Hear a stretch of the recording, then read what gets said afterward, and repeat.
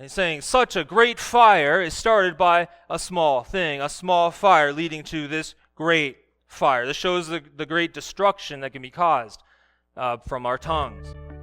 This is a Truth Transforms Truth Nugget, a daily dose of truth for your daily transformation.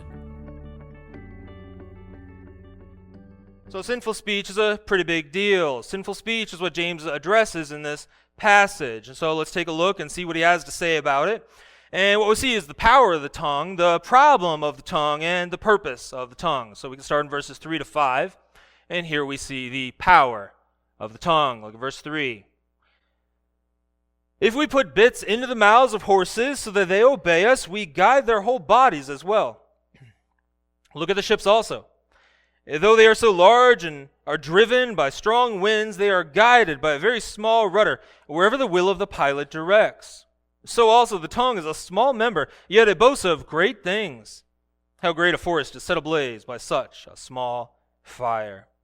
Well, James begins, he starts talking about bits. He talks about putting a bit in the mouth of a horse. He says, if we put bits into the mouths of horses so that they obey us, we guide their whole bodies as well. He's saying this very small device, this very small piece, it can control the horse. You can apply pressure and control where the horse goes. And he's saying our tongue is the same way. Our tongue is a very small member of our body, but our tongue can control the rest of our Christian life. When we lose control of our tongue, we'll probably lose control of other things in our Christian life. But when we can gain control of our tongue, then we can gain control of other areas in our Christian life. I believe that's what James is showing us. Well, then he moves on, he talks about a ship and being controlled by a very small rudder. He says, look at the ships also.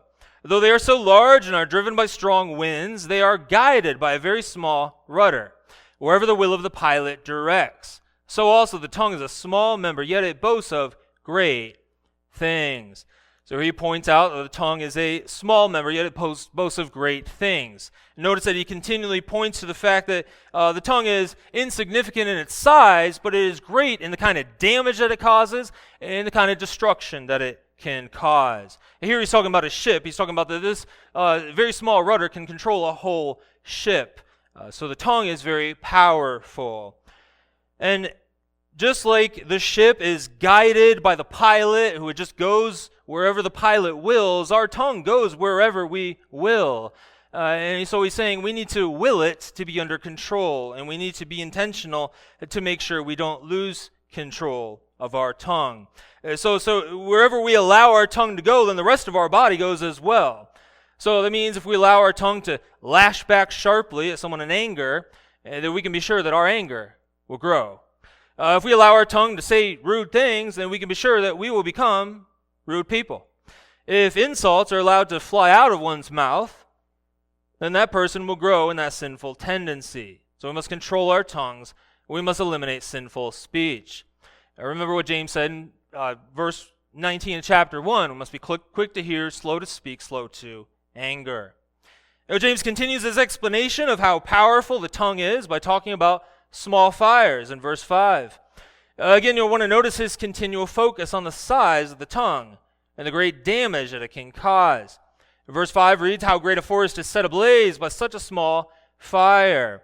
He gives a third illustration about the power of the tongue and demonstrates through his description of a forest fire how destructive the tongue can be. He refers to the tongue as a small fire. He says, how great a forest is set ablaze by such a small fire. So what does a small fire look like? Well, a cigarette is probably about half the size of this pen, a standard cigarette, maybe about half the size of this pen. And how many wildfires do cigarettes cause? Quite a few. Many reports of wildfires are starting because people are driving down the street and throwing a cigarette butt out of the window. So you got a small fire there, not quite out, thrown out of the window, and wildfires are started. He's saying such a great fire is started by a small thing, a small fire leading to this great fire. This shows the great destruction that can be caused from our tongues. So the most destructive fire in Colorado history was actually the June 2013 Black Forest Fire. June 2013 Black Forest Fire, it says that between homeowners and car owners, there were over 4,000 claims, totaling over $420 million in damage. That's nearly 500 homes burned. That's quite the destruction. It shows that kind of destruction can come from a very small fire, like a fire in a cigarette, and that kind of destruction can come from a very small fire in your tongue. So sinful speech can cause the same kind of irreversible damage. Well, in fact, we're told in Proverbs 18:4, a fool's mouth is his ruin, and his lips are a snare to his soul. The words are powerful. Sinful speech can cause great damage. We're also told in Proverbs 15:4 that a gentle tongue is a tree of life, but perverseness in it breaks the spirit. So we need to be careful that our sinful speech does not start a small fire that spreads and grows into a great fire with incredible destruction. We need to remember how powerful our words are and restrain our lips from speaking damaging words. Well, I do pray that was a blessing. Now do me a favor, and if you enjoyed today's Truth Nugget, go ahead and hit that like button. That really does help to spread this to more people. Also, if you're new to the channel, you've joined us in the middle of a series on the book of James. And you can find all of the Truth Nuggets on the book of James in a playlist that'll be available in the description and also on the channel homepage. God bless you, and I'll see you in the next episode.